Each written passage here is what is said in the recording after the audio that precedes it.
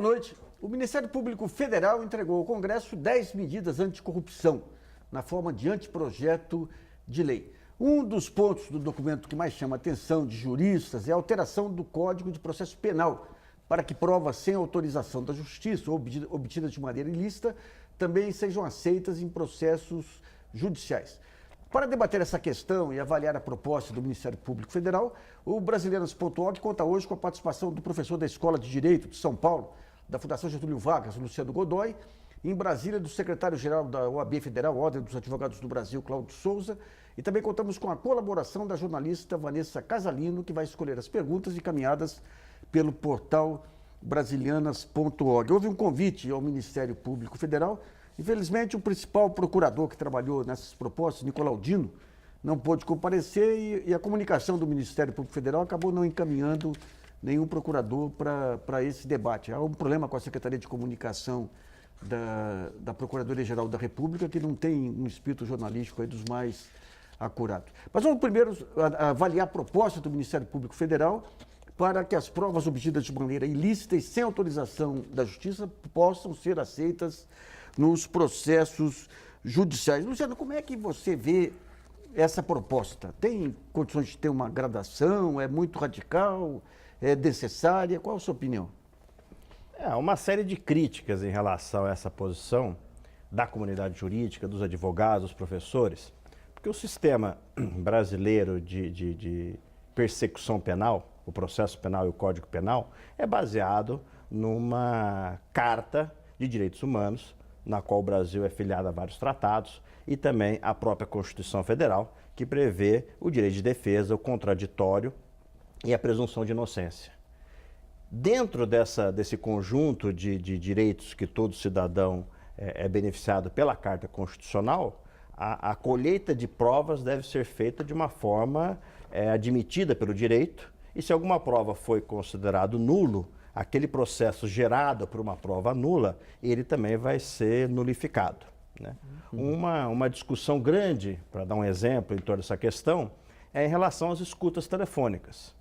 Então faz-se uma interceptação telefônica para investigar um crime de tráfico de entorpecente, e dentro dessa investigação de tráfico de entorpecente se descobre terceiras pessoas falando, por exemplo, em relação a um ato de corrupção. Aquela escuta telefônica, ela foi autorizada para investigar um crime de tráfico de entorpecente. Então ela não poderia ser aproveitada para investigar ou gerar uma investigação em torno do outro ato de corrupção. Então o Ministério Público quer fazer uma alteração na lei para que essa questão das nulidades seja sopesada com base no maior benefício da coletividade. Quem define o maior benefício da coletividade é o juiz de primeira instância. Vai ser o juiz caso a caso, tribunais, STJ e o Supremo Tribunal Federal como última instância, né? Tá.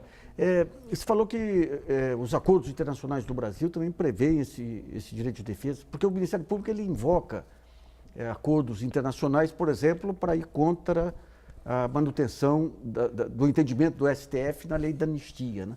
Então, nesse caso específico também, ele estaria indo contra um acordo internacional?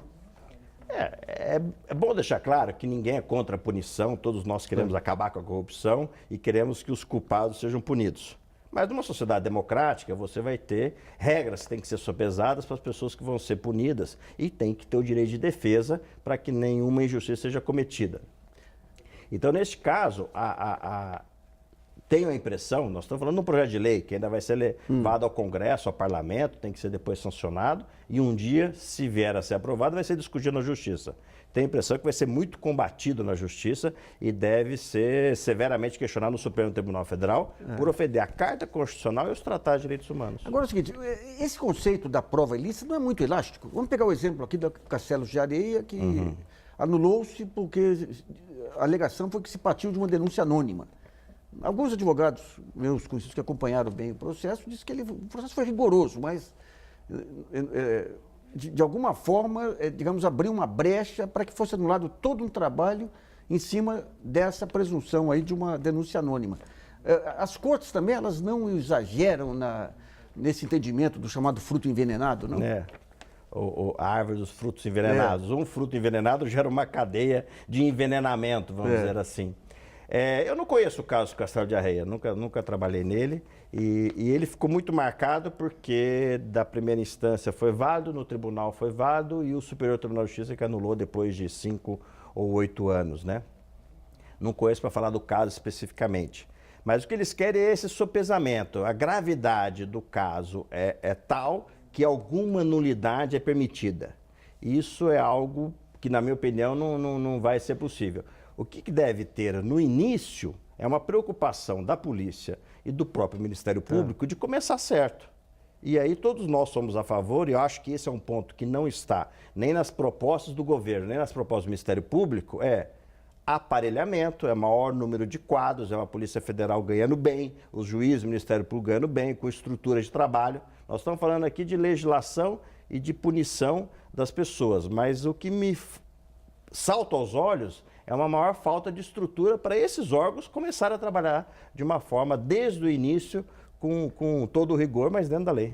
Mas de alguma forma daria para ter um meio termo assim de fixar limites ou fixar definições menos elásticas aí para esse conceito de prova ilícita? É difícil dizer, isso vai acabar sendo discutido na Justiça, né? E o Supremo Tribunal Federal, que é a corte que vai analisar os direitos constitucionais dos cidadãos que forem acusados, é que vai acabar sopesando isso. E o Supremo tem uma variação de maior ou de menor rigor no decorrer dos tempos. A lei cabe uma interpretação e o Supremo vem tendo, nos últimos tempos, uma interpretação mais branda da lei. Talvez agora, com esses fatos recentes da Operação Lava Jato, o Supremo até se realinhe pós-mensalão, porque é um clamor da sociedade o fim da impunidade, né? Mas um caso que ficou bastante marcado na comunidade jurídica, a lei de crimes hediondos. O Supremo julgava que era constitucional na lei de crimes hediondos não haver progressão de regime. A pessoa foi condenada a 30 anos e ia cumprir 30 anos de regime fechado, como está na lei de crimes hediondos. E depois de 15 anos, o Supremo julgou esse dispositivo inconstitucional, dizendo que todo preso merece progressão de regime. Então muda a jurisprudência a partir daí dos começos dos anos 2000, 2005, para tornar o cumprimento da pena de crimes hediondos mais flexível e mais benéfico ao condenado, né?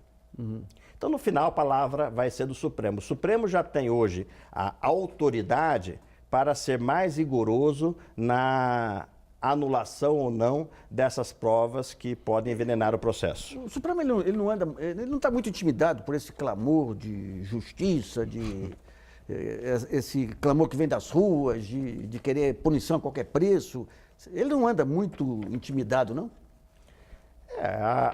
O juiz é um ser inserido na sociedade, né? Como nós todos, né? Eu vou usar isso para jornalista. Né? Temos muitos, mas somos humanos, né? O juiz, ele sente o calor das ruas, né? E quanto mais as ruas lhe cobram, mais ele quer dar essa resposta, né? O caso do Mensalão já foi um exemplo disso, né? Contra ou a favor.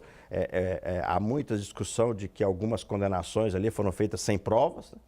Principalmente da cúpula, mas já foi uma resposta que as urnas aplaudiram, né? Mesmo com um certo ceticismo da comunidade jurídica, né? E agora da mesma forma, né? Os advogados criminalistas que trabalham na Operação Lava Jato questionam muito algumas ordens de prisão que dizem que foram feitas só para que houvesse a delação premiada. O que é absolutamente atípico, não está na lei, não poderia acontecer, né? Mas, por outro lado, o juiz Sérgio Moro fundamenta, baseia a sua decisão ou na possibilidade de destruir provas ou na possibilidade de fuga, e as decisões vêm sendo mantidas. Então é uma resposta de um judiciário que ouve a sociedade, que como poder está certo, não está errado. Vamos pegar esse tipo de juiz que trabalha enfrentando o crime organizado. Porque o crime organizado, realmente teve, nas últimas décadas, aí, um avanço monumental, até por conta da flexibilização do sistema financeiro, das contas offshore, o caso do HSBC está revelando. Você acha que esses métodos são essenciais para conseguir desmantelar o crime organizado ou tem também que ter alguma garantia aí para os acusados? Não, a legislação de combate às organizações criminosas, uma legislação que já tem mais de 10 anos no Brasil, traz vários meios de punição. E tem que ser, né? Mas digo na parte da investigação. Da investigação.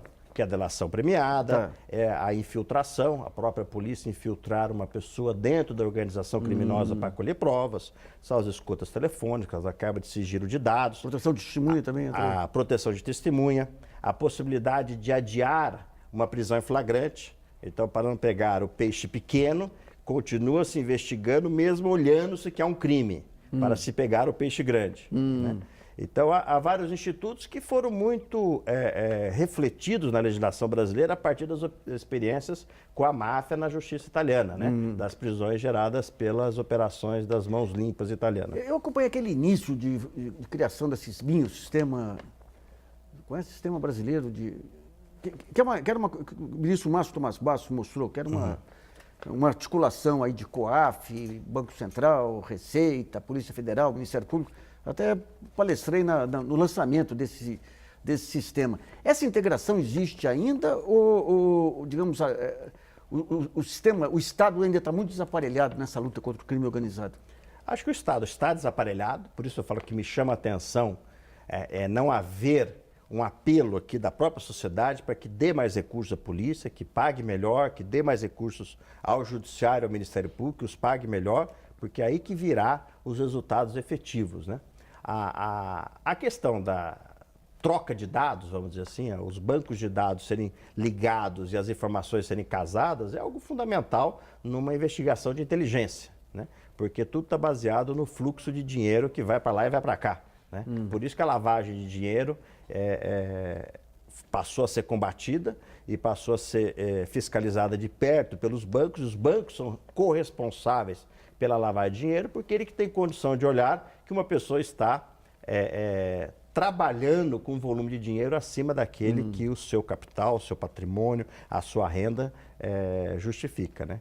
Então, veja bem, troca de dados. Vamos pegar a lavagem de dinheiro. Ela pode ser fruto aí de uma sonegação fiscal, pode ser fruto de um processo de tráfico de drogas aí.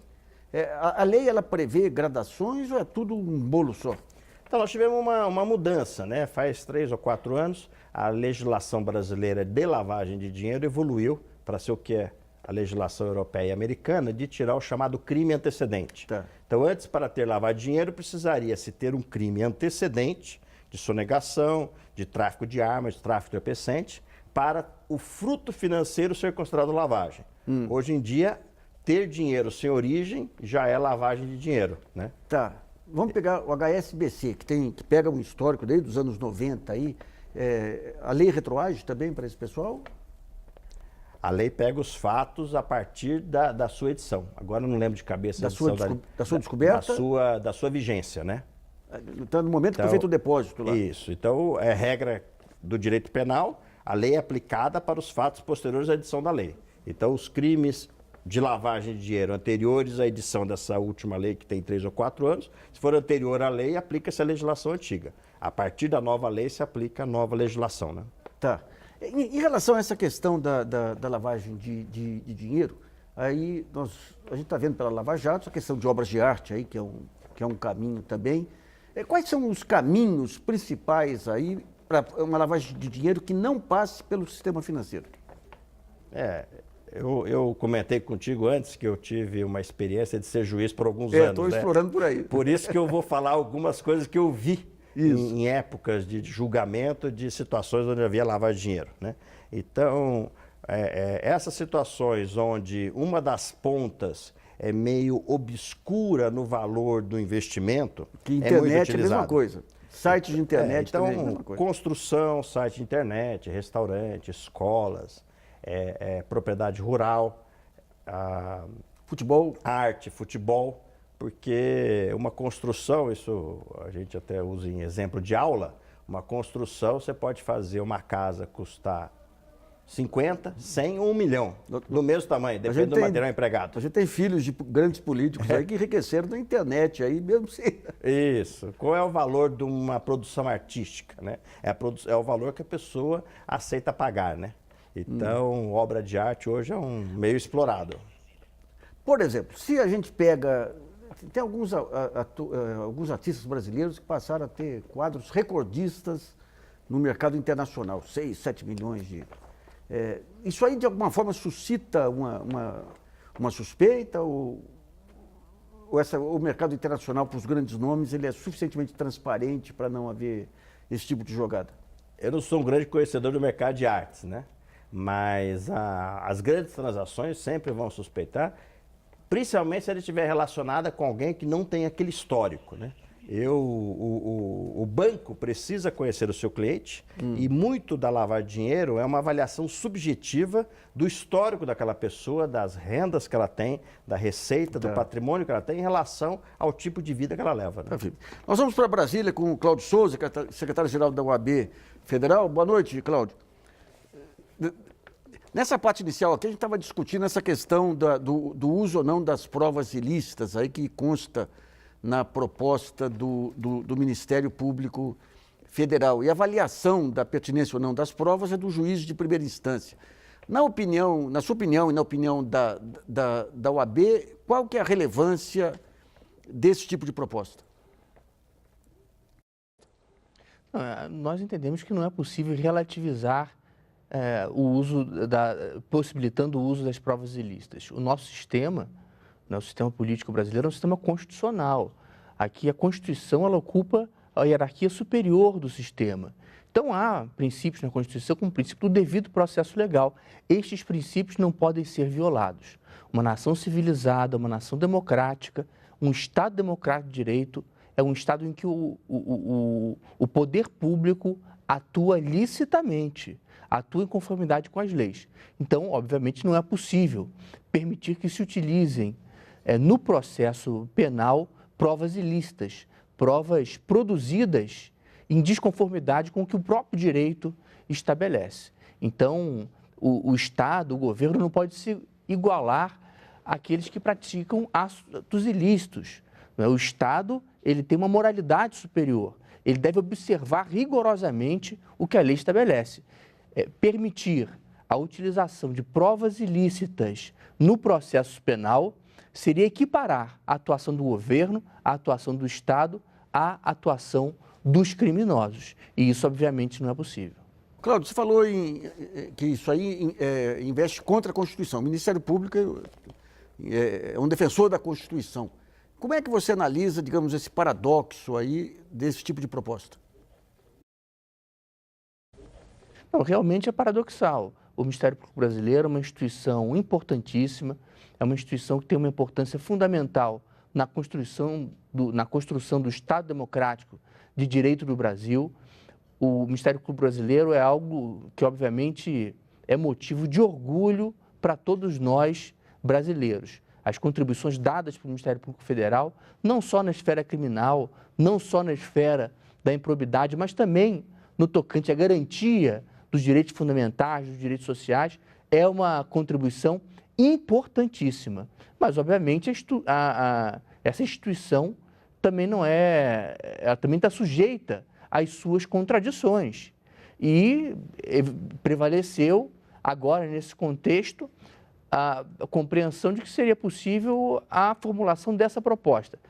Entendo que seja um movimento infeliz da história da instituição e que, certamente, muitos membros do Ministério Público, e compreendo que a maioria dos membros do Ministério Público, comprometidos que são com o Estado Democrático de Direito, não estão de acordo com essa proposta que possibilita a utilização de provas ilícitas no processo penal.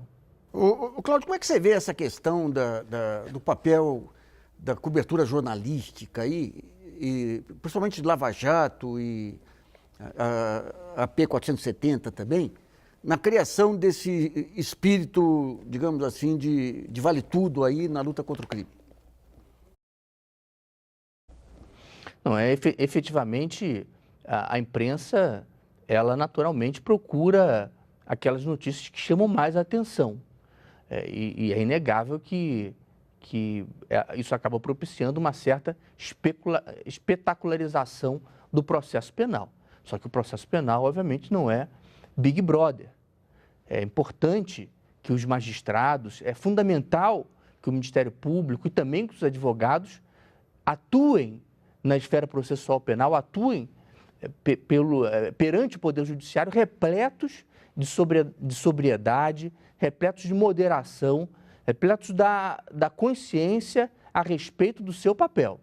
que haja, junto à opinião pública, um ambiente efervescente, um ambiente realmente de revolta relativamente aos ilícitos praticados, compreensível, e que também os operadores do direito compartilham desse sentimento como cidadãos. Por outro lado, quando há atuação no processo, o que deve prevalecer é a consciência do papel de cada uma das instituições e a consciência de que a atuação dos operadores do direito é tanto mais legítima quanto mais for responsável, serena e estiver em conformidade com a Constituição e com o Estado Democrático de Direito. Bom, só relembrando aos telespectadores, nós convidamos também o Ministério Público Federal, infelizmente o procurador Nicolau Dino, que foi o principal organizador dessa proposta, não pôde comparecer, e a Secretaria de Comunicação Social da Procuradoria-Geral da República tem uma enorme dificuldade em entender o debate político mais amplo aí. Mas vamos a uma pergunta enviada pelo portal brasilianas.org, selecionada pela jornalista Vanessa Casalino. Lembra que o programa é ao vivo e você ainda pode enviar suas perguntas pelo portal brasilianas.org. Vanessa. Boa noite, Nassif. Boa noite aos convidados. Boa noite a você que nos assiste. Primeira pergunta é de Henrique Costa, do Sergipe.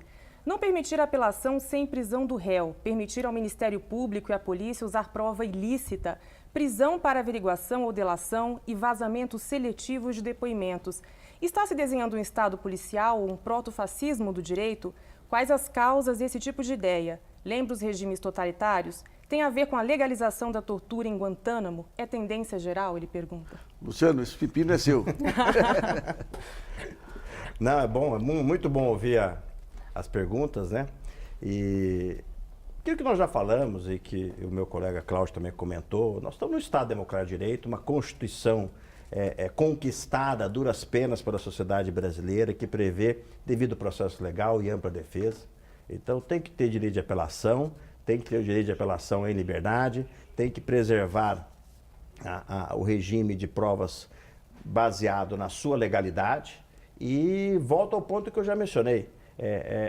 Nós não temos que fazer com que as provas nulas sejam consideradas. Nós temos que levar estrutura e condições de trabalho à polícia e ao Ministério Público para que trabalhe desde o início, dentro do regime de legalidade, buscando provas e uma investigação com inteligência, com troca de dados, com uma persecução penal que seja democrática e dentro do Estado de Direito. E com isso, e já com esse arcabouço que nós temos, já tivemos o julgamento da ação penal 470, o caso do Mensalão, que a sociedade aplaudiu. Alguns questionaram, eu mesmo tenho os meus questionamentos, mas a sociedade aplaudiu. E agora na Operação Lava Jato, quanto já não se avançou, sem que se pudesse falar em nulificação de provas, né? Bom, vamos para o primeiro intervalo e brasilianas.org volta já.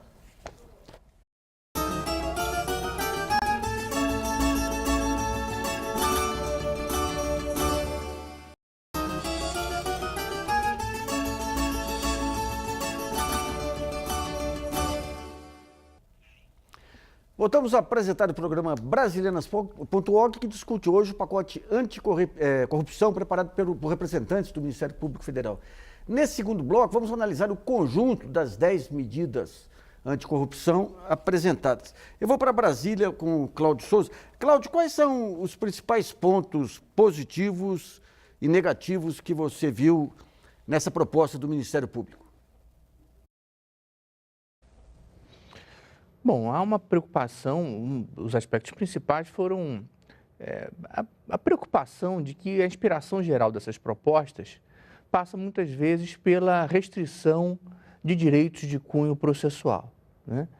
Tem, por exemplo, além dessa possibilidade de utilização de provas ilícitas, que foi comentada no bloco anterior, há também a redução dos recursos, como se o exercício do direito de defesa, o exercício do direito constitucional de defesa, o exercício desse direito que está previsto na Constituição da ampla defesa, o devido processo legal, como se isso fosse o empecilho para a realização da justiça e para o combate à corrupção no Brasil. Não é isso. No Estado Democrático de Direito só tem um caminho, que é o caminho do devido processo legal, que é o caminho daquilo que está previsto na legislação. Não tem atalhos. Não tem atalhos para se realizar a justiça. Não é um Estado justo, não é um Estado justiceiro, não é um Estado que pratique vinditas. Então, esse é um ponto importante E é uma crítica que nós fazemos a essa inspiração geral que caracteriza as propostas. Um outro aspecto que também merece ser criticado é a converter a corrupção em crime hediondo, né? Se o simples agravamento de penas e a caracterização de condutas como crimes hediondos fosse suficiente para aumentar a eficiência do sistema punitivo, isso até poderia se discutir, mas não é verdade. A legislação brasileira tem adotado penas cada vez mais graves, ampliado o número de condutas caracterizadas como crimes hediondos, e isso não tem resultado na redução da prática dessas condutas. Na nossa visão da OAB, não é isso, esse não é o caminho. O caminho passa por enfrentar os problemas estruturais, a raiz do problema da corrupção no Brasil. E nós entendemos que a raiz disso, uma das principais causas da corrupção no Brasil, esteja justamente no atual sistema de financiamento eleitoral. Hoje é possível que empresas, empreiteiras, bancos doem para as campanhas eleitorais. O candidato recebe essas doações e depois devolve na forma de fraudes em processos licitatórios ou abrandando a incidência da regulação estatal. Na nossa opinião, temos que enfrentar estas causas fundamentais da corrupção no Brasil. Até compreendemos que temos que criminalizar algumas condutas. Nossa visão, por exemplo, a necessidade de criminalização do caixa 2 de campanha. Além de se proibir o financiamento empresarial, o financiamento de empreiteiras e outras empresas, é importante também impedir que este financiamento ocorra de maneira ilícita, de maneira paralela, e para isso compreendemos que é necessário criminalizar também a prática do caixa 2 nas campanhas eleitorais brasileiras. Só para discutir um pouquinho o crime hediondo, quer dizer, quando você fala em as demais tipificações de crime hediondo, você tem crimes de violência, de morte, tudo que são crimes de impulso em que a pessoa não analisa a relação causa e efeito aí. Quando você pega o crime de corrupção de colarinho branco, são crimes planejados ao longo dos tempos por pessoas que têm plenas condições de sentir o impacto digamos, uma punição maior. Não há uma diferença aí entre o criminoso de sangue e outras formas de crime hediondo e o crime do colarinho branco?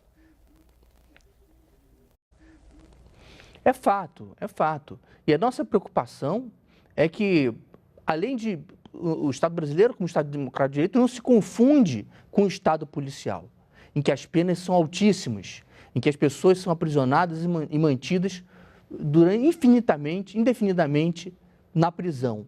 A solução não está aí. Além disso ser injusto, além disso ser incompatível com a moderação da atuação do Estado, que caracteriza uma democracia constitucional, esse tipo de aumento das penas, ele não provoca a redução dos delitos.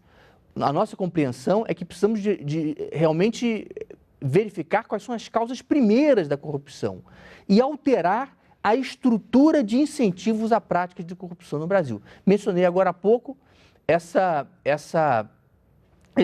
aspecto fundamental, que é essa disfunção que caracteriza o sistema eleitoral brasileiro, que permite o financiamento de campanhas eleitorais por empresas e que permite que cada candidato a deputado federal, cada candidato a vereador, cada candidato a deputado estadual tenha o seu próprio caixa de campanha, arrecade recursos, mantenha contato com empresários e daí resulta uma relação promíscua entre a esfera da política, entre a esfera da administração e a esfera empresarial, a esfera econômica. Mas outras propostas podem ser também observadas, propostas que aprimorem o financiamento, ou melhor, o funcionamento da administração pública. Faz parte também das propostas do Ministério Público e também do governo e também da própria OAB, por exemplo, a interligação de bancos de dados, o aprimoramento administrativo das estruturas governamentais destinadas ao controle da corrupção, como é o caso, por exemplo, da CGU, o aparelhamento dessas instituições. Então, a nossa compreensão é de que o caminho não está no simples aumento das penas. Isso pode até ser objeto de aplauso, eventualmente, de alguém que queira um sentimento natural de vingança em relação a esses ilícitos que têm sido praticados. Mas a nossa compreensão é que daí não resultarão benefícios concretos, daí não resultará um aumento significativo da eficiência do Estado no controle e no combate à corrupção. Isso demanda muito mais alterações estruturais da política e da administração, aprimoramento das estruturas de controle e de funcionamento da administração. É daí que resultará uma diminuição significativa. E, sobretudo, uma mudança ética mesmo, que deve atingir não apenas políticos e administradores, mas todos nós. Um compromisso cada vez mais profundo da nossa população com um comportamento ético, com um comportamento respeitoso em relação aos outros e cumpridor das leis brasileiras. Ô Luciano, eu vou perguntar para você o seguinte, no caso da Petrobras, a gente tem situações lá de gerentes que ficaram ganhando 120 milhões em contas, 240 milhões, e uma parte foi assustador, né? E uma parte foi para a campanha. Você acredita que foi um crime eleitoral ou é um crime de corrupção? A base é um crime de corrupção, né? Porque o prejuízo é da empresa estatal, empresa que tem a maioria do seu capital da União, Petrobras, né? É lá que está centrado e por essa razão que faz 4 meses que não consegue divulgar o balanço, porque não consegue mensurar por números e qual é o tamanho da redução de capital. Se não houvesse o financiamento privado de campanha, esses crimes ocorreriam também? Aí teria que ser um conjunto de medidas, né? Combater, criminalizar o Caixa 2 e não ter o financiamento. O financiamento, no fundo, é para lavar a corrupção só, mas não é a fonte da corrupção. Mas me preparando até para essa conversa sofisticada com vocês, eu estava lendo agora os trabalhos da transparência, do Instituto de Transparência, que trabalha muito com corrupção, e sempre diz que mesmo nos casos onde há financiamento da campanha por meios ilícitos, muita gente ganhou dinheiro, porque o ser humano é egoísta e quer progredir na vida mesmo dentro do ar de corrupção. Então muita gente ganhou dinheiro. Parte foi para a campanha, mas parte foi para muitos bolsos aí que tem que ser recuperado, né? Um outro ponto que foi enfatizado pelo Cláudio, essa questão do direito de defesa e tudo. Como você equilibrar o direito de defesa, você foi juiz também, o direito de defesa daquelas causas eternas aí que acabam nunca sendo julgadas por conta de protelações no processo de julgamento? A morosidade da justiça é um desafio do Brasil, né? E está muito mais relacionada não à legislação processual, mas à estrutura de cada aparelho judiciário. Isso que explica que alguns tribunais têm maior velocidade do que outros. Se a legislação fosse ruim, ela seria ruim para todos. Tá. Alguns tribunais, mesmo de estados grandes como Rio de Janeiro, os processos andam mais rápido que outros tribunais como o de São Paulo. São Paulo é mais lento que o Rio? São Paulo é mais lento que o Rio. O Tribunal Regional Federal de Recife é mais rápido, o de Porto Alegre também, do que o do Rio e de Brasília. Né? Porque há congestionamentos, há mais processo por juiz para serem julgados. E o ser humano tem uma capacidade de trabalho. Esse novo Código Penal, ele vai, de alguma maneira, reduzir esse número de processos ou não? A ideia da reforma do Código de Processo Civil é reduzir a tramitação. Aí se poda alguns recursos, porque havia a ideia de que alguns recursos estavam mesmo excessivos, como é o caso dos famosos embargos infringentes, que foram muito polêmicos, que até no julgamento do mensalão, mas aí na esfera criminal também foi polêmico, que é um rejulgamento da própria causa. Mas a comunidade jurídica toda, eu e Cláudia, que concordamos, que falta investimento na infraestrutura do aparelho polícia, mais Ministério Público, mais Judiciário, né? Certo. É isso que vai ser o... Vamos a mais uma pergunta enviada através do portal brasilianas.org e escolhida pela jornalista Vanessa Casalino. A pergunta é do Francisco de Assis, ele não especifica de onde ele é, mas ele faz uma afirmação contundente e uma pergunta também. Ele diz o seguinte: a proposta do Ministério Público Federal sobre provas ilícitas não visa, como quer parecer, a transformação em lei, mas sim a imediata aplicação ad hoc. É confissão de uso na Operação Lava Jato. Ele pergunta: as provas ilícitas de Janot continuam o domínio do fato à brasileira de Gurgel, com o mesmíssimo objetivo: a criminalização, expurgo e até extinção de um determinado grupo político? Opa, Cláudio Souza, esse pepino é seu. Não, realmente essa utilização de provas ilícitas é absolutamente insustentável diante do direito brasileiro. Esse é o argumento, né, que até é apresentado de maneira muito perspicaz na pergunta, é de que essa utilização poderia ocorrer desde logo, ainda que não houvesse a edição de uma lei permitindo o aproveitamento dessas provas ilícitas. Isso estaria a partir de uma ponderação de valores constitucionais. Mas me parece que o argumento seja absolutamente insustentável. A Constituição de 88, ela proscreve do nosso sistema expressamente a utilização de provas ilícitas e realmente não se concebe que o Estado possa praticar ilicitudes, se aproveitar de ilicitudes praticadas, ainda que seja para realizar uma suposta justiça. Repito, o Estado não é justiceiro. O Estado ele tem que se orientar em conformidade com uma moralidade superior, que é aquela moralidade que está inscrita no texto constitucional, né? A história ela está repleta de exemplos de que esse não é um bom caminho a seguir, né? Se nós vamos verificar os estados totalitários, os estados autoritários, eles partiam justamente da relativização das garantias processuais penais, da exacerbação das penas impostas aos criminosos. Enfim, se verificarmos, por exemplo, o direito penal nazista, havia ali a possibilidade de condenação sem que as provas produzidas efetivamente levassem a essa conclusão pelo magistrado. Então, bom, nós vamos para o segundo intervalo e Brasilianas.org volta já.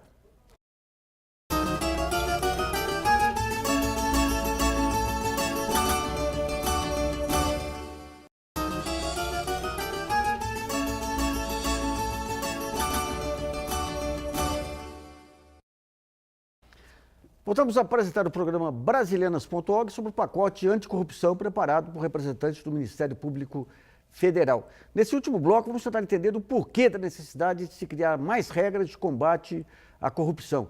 A legislação atual é falha nesse ponto? E daí eu volto, Luciano, a sua experiência como juiz também, Luciano. Quando se tem os crimes, organização criminosa e tudo, é fácil pegar a ponta lá, que é o... Qual é o nome da pessoa que carrega o... O mula, o bagrinho. O mula. É fácil pegar o mula e, em geral, ele sempre sai, ele sempre termina preso. E quando chega na cabeça, tem dificuldades enormes aí. A mesma coisa em relação aos crimes financeiros, que a assinatura não vem do presidente da instituição, né? Você, como juiz, como é que você analisa, digamos, as dificuldades aí para se combater o crime organizado? A legislação, ela permite, tem as ferramentas, independentemente das condições que você falou que não são adequadas aí. Tem as ferramentas ou... Falando especificamente da corrupção, os métodos vêm se aprimorando, né? E o Brasil, com uma legislação recente de 2013, que começou a ser aplicada no passado, deu um passo efetivo na melhora do ambiente a partir da punição das empresas, e especificamente das grandes empresas, por atos de corrupção que elas são beneficiadas. Então a ideia é se fazer um processo de limpeza de cima para baixo. A grande empresa combate qualquer ato de corrupção dentro dela, com o governo, e aí os seus fornecedores e clientes também, e o empresário se recusa a participar do ato, né? Essa legislação da multa administrativa para as empresas, a chamada Lei da Empresa Limpa, que acabou de ser regulamentada, é um passo importante nesse, trazendo um mecanismo que não existia, né? As propostas do Ministério Público traz dois pontos que a gente tem que reconhecer positivo. Um é varas especializadas, que aprimora o conhecimento do juiz e a observação daquele fato, tornando ele dedicado a um assunto. E o outro é a possibilidade de acordo de leniência na ação de improbidade. A ação de improbidade administrativa, curiosamente, foi editada no governo Collor, e é uma ação onde o Ministério Público persegue os atos de desvio de dinheiro do erário público. E na época, 1992, não se permitia nenhum tipo de acordo. O Ministério Público teria que ir até o fim. Hoje, com a lei da empresa limpa, a lei anticorrupção, que se permite o acordo leniense, a empresa ir lá e se autodenunciar colaborando com a investigação. O Ministério Público propõe também, que é o correto, que haja a possibilidade de fazer o mesmo acordo na ação de probidade. O participante que primeiro ajuda a investigação, torná-la possível e ressarcir no erário. Então, tem uma discussão que está em jogo, até para tentar salvar as empresas aí da Lava Jato, que é o seguinte: você tem que punir o gestor e o controlador e não a empresa. De que forma que você pune o gestor ou o controlador? Ele tem que pagar. Qual é o ativo dele? São as ações da empresa. Então ele é obrigado a vender as ações da empresa para ressarcir o Estado, mas as empresas ficam preservadas. Tem base legal para esse tipo de acordo, digamos assim?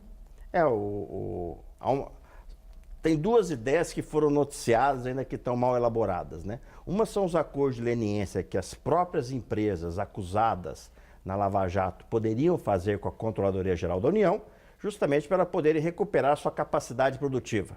Hoje elas estão impedidas de tirar dinheiro em banco público e privado, elas não recebem os seus créditos da Petrobras de nenhuma empresa pública, elas estão com atestado de inutilidade. Então nem o dinheiro que ela teria direito a receber de trabalhos prestados, elas podem receber. Então esse acordo de leniência no âmbito da CGU salvaria a empresa e começaria a gerar caixa, porque as empresas têm que continuar a preservar os empregos e pagar impostos. A outra coisa, a Petrobras, que saiu no noticiador, quer se ressarcir dos prejuízos a partir de captação de ativos e dinheiro dos acionistas. Dizendo que, no final da conta, quem é o beneficiário é o acionista daquela empresa, que recebe o dinheiro que foi desviado, né? Então, a Petrobras iria atrás dessas participações de ativos, buscando o patrimônio final dos acionistas, né? É um caminho. A Petrobras vai ter que buscar o ressarcimento, é um caminho, mas a ideia está pouco elaborada ainda. Cláudio, como é que você vê essa questão, essa tentativa de punir as empresas pelo que os gestores e acionistas fazem e esses impactos todos sobre a economia brasileira? De fato, algum tipo de responsabilização das empresas tem que ocorrer. Agora, essa responsabilização não pode chegar ao ponto de inviabilizar toda a engenharia nacional. Então, quer dizer, um processo que envolve as maiores empreiteiras brasileiras não pode acabar resultando no fechamento dessas empreiteiras, porque isso significaria o Brasil abrir mão de poder fazer as suas obras, enfim, abrir mão do seu desenvolvimento. Não é fácil você ter a tecnologia para ter uma empreiteira funcionando com eficiência, como são essas que temos aqui no Brasil. Então, o resultado do processo não pode ser acabar com a engenharia nacional. Então, esse ponto das propostas do Ministério Público, eu entendo que é um ponto, eu pessoalmente, esse assunto não foi discutido no âmbito da OAB, mas eu pessoalmente entendo que é um aspecto positivo, né? Punir os donos das empresas, até punir mesmo as empresas com multas com sanções de cunho econômico, mas sem impedir que elas continuem funcionando. Vamos a outra pergunta enviada através do portal brasilianas.org, selecionada pela jornalista Vanessa Casalino. A pergunta é de Sebastião Calado da Silva, de Dourados, Mato Grosso do Sul. Ele diz o seguinte: o pacote do Ministério Público também contempla punição aos promotores ou procuradores que esquecem, entre aspas, inquéritos em seus arquivos, silenciam sobre comunicação de corrupção enviada por outros países, selecionam arbitrariamente aqueles a quem processar e engavetam, entre aspas, inquéritos contra tucanos, como fazia também, entre aspas, segundo ele, o engavetador-geral da República. Bom, aí é muito subjetivo também, aí, mas de qualquer modo, Luciano. Não, vamos responder ao Sebastião. Hoje nós também evoluímos desse controle dos juízes, do judiciário, da magistratura e do Ministério Público, os conselhos, né? O Conselho Externo da Magistratura, que é o CNJ, e o Conselho Nacional do Ministério Público, que é o CNMP, que tem representantes da sociedade, tem representantes da OAB e tem representante das próprias entidades do Ministério Público. Então, o ambiente vamos dizer, de checagem, de correição dos atos de desvio, tanto da magistratura como no Ministério Público, vem melhorando bastante por meio dos conselhos. Tá. Cláudio, como é que a OAB avalia aí o papel do Conselho Nacional do Ministério Público e do Conselho Nacional de Justiça? É um papel absolutamente fundamental. Foi uma transformação importante no judiciário brasileiro, a criação do Conselho Nacional de Justiça. Ele, como disse o nosso professor, ele é formado não só por magistrados, mas também por integrantes do Ministério Público, por integrantes da advocacia e por membros indicados pela sociedade, e que faz um rigoroso controle disciplinar. Quando um magistrado pratica uma falta, quando um desembargador, por exemplo, se envolve num ato de corrupção, isto pode chegar ao Conselho Nacional de Justiça e chega normalmente, né? Quase que semanalmente temos sessões do Conselho Nacional de Justiça em que há o julgamento de magistrados. E o mesmo se diga a respeito do Conselho Nacional do Ministério Público. São duas estruturas importantíssimas e que têm feito muito bem ao Judiciário e ao Ministério Público brasileiros. Luciano, como é que você vê o papel aí da JUF e das associações de magistrados nesse embate entre tribunais superiores e ampliação aí dos poderes da primeira instância? Eu sou uma pessoa suspeita para falar, porque quando eu era juiz participei muito da JUF e acho que essas entidades da magistratura e do Ministério Público, de representação de classe, elas têm um papel que vai muito além da defesa dos interesses da carreira, dos chamados interesses corporativos. Tem um papel de participação e de levar os debates internos da carreira para a sociedade. O que vem acontecendo no Brasil nos últimos anos é uma concentração grande de poder nas cúpulas dos tribunais, que tem uma certa proximidade com o poder político, que pode ser boa, pode ser ruim, mas tem uma certa proximidade com o poder político, com que faz com que a sociedade perceba que algo não vai bem, né? Então há uma luta para voltar a dar o poder ao juiz de primeira instância, principalmente em matérias cíveis e especialmente em matérias de ordem tributária. Hoje, a jurisprudência tributária é feita basicamente nas cortes superiores. Então, essa questão de as mudanças de jurisprudência, você começar a criar na base, na primeira instância, vai elaborar. O juiz hoje ele tem liberdade para dar interpretações que, de alguma forma, colidam com o establishment dos tribunais superiores? Então? O juiz tem, porque cada caso é um caso, Tá. né? As peculiaridades são muito ligadas. Aquela ideia de que os casos são muito massificados e todos se repetem, cada dia acontece menos. As discussões de tese tributárias praticamente não ocorrem hoje. Cada julgamento é um julgamento das peculiaridades daquela pessoa e daquela empresa. Tá. Né? Então ainda há um poder grande no juiz, mas a efetividade da decisão, isto é, pôr a decisão na rua e fazê-lo cumprir, é algo que ainda depende muito da jurisprudência dos tribunais superiores. Um assunto que também está na ordem do dia, que a OAB é uma grande aliada à sociedade, é o pagamento dos precatórios. Tá. Nós estamos aí na iminência de uma decisão do Supremo evoluir nessa questão para que as pessoas que não recebem as dívidas do Estado há muitos anos passem a receber, né? Tá, filho. Ô, Cláudio, a gente percebe na justiça americana um grande escrúpulo assim, para evitar influências de mídia, influências de cobertura jornalística, de campanhas assim nos julgamentos.